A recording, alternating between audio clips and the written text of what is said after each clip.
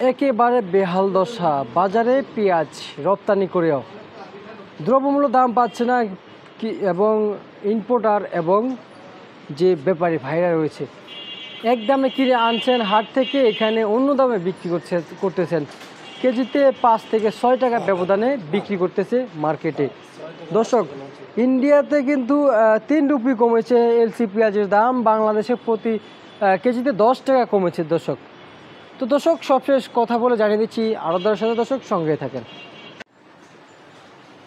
আসসালামু আলাইকুম। ওয়ালাইকুম আসসালাম রহমতুল্লাহ বরকাত। বড় ভাই কেমন আছেন? আলহামদুলিল্লাহ ভালো।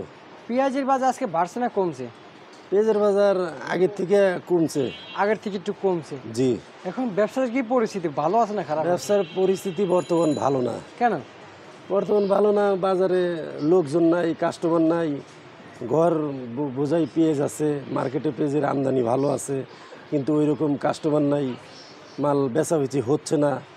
মানে কাস্টমার কাছে দাম যদি চাই হলো 85 বা 87 যদি চাই, কাস্টমারে 78-80 টাকা বলে। আচ্ছা, এখন এলসিপিএস কত বলে? এলসিপিএস কত বলে? এলসিপিএস আপনার হলো চাচ্ছে তো 86-85, বুঝছেন? কাস্টমার 80 টাকা 82 টাকা মূলায়, ওই দামে বিক্রি করলে আপনার হলো লস হয়, অনেক টাকা লস হয়ে যায়। জি। ওই দামে বিক্রি করলে? জি। আচ্ছা আচ্ছা, বুঝতে পারছি।